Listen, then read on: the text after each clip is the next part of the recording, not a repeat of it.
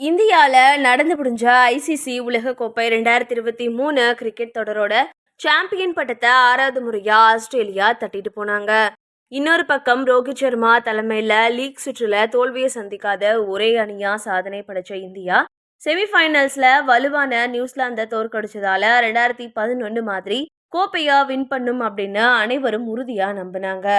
ஆனா அகமதாபாத் நகர்ல நடந்த மாபெரும் இறுதி போட்டியில பேட்டிங்ல 240 ரன்ஸ் மட்டுமே எடுத்த இந்தியா 2013க்கு அப்புறமா ஐசிசி நாக் அவுட் போட்டிகள்ல செஞ்சுட்டு வர்ற அதே சொதப்பல மறுபடியும் செஞ்சு வெற்றிய எதிரணிக்கு தாரை பார்த்து ரசிகர்களோட நெஞ்சங்களை உடைச்சாங்க.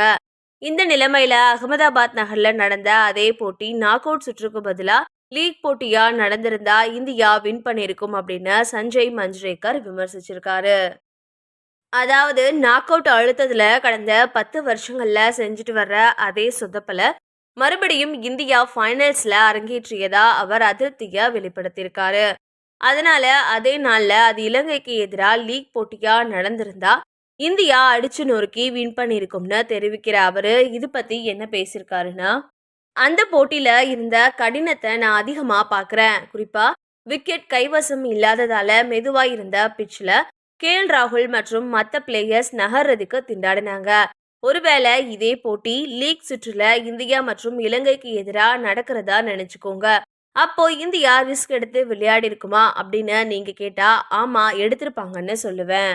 அங்கதான் பதற்றம் இல்லாத சூழ்நிலை இருக்கும். ஒருவேளை இதே போட்டி லீக் சுற்றுல நடந்திருந்தா இந்தியா வித்தியாசமா விளையாடி இருப்பாங்க. அதே சமயம் 6வது இடத்துல பேட்டிங் முடிஞ்சதோட 7வது இடத்துல ஜடேஜா இருக்கிற குறைய இந்த தொடர் ஃபுல்லா இந்தியா அழகா சமாளிச்சு விளையாடினாங்க. ஆனா பேட்டிங் வரிசையில ஆழமில்லாத அழுத்தத்தை நாக் அவுட்ல தான் அவங்க உணர்ந்தாங்க. அதனாலேயே ராகுல் நமக்கு பின்னாடி பேட்டிங் வரிசையில ஆழம் இல்ல அப்படின்றத உணர்ந்து மெதுவா விளையாடினாருன்னு சொன்னாரு. அவர் சொல்ற மாதிரி சென்னையில நடந்த லீக் போட்டியில 3க்கு 2 அப்படின்ற படுமோசமான துவக்கத்தை பெற்றும் வின் பண்ணின இந்தியா இதே ஆஸ்திரேலியாவுக்கு எதிராக ஃபைனல்ஸ்ல ரோஹித் சர்மாவோட நல்ல துவக்கத்தையும் தாண்டி அழுத்தத்துல அசத்த முடியாம தோத்துட்டாங்க.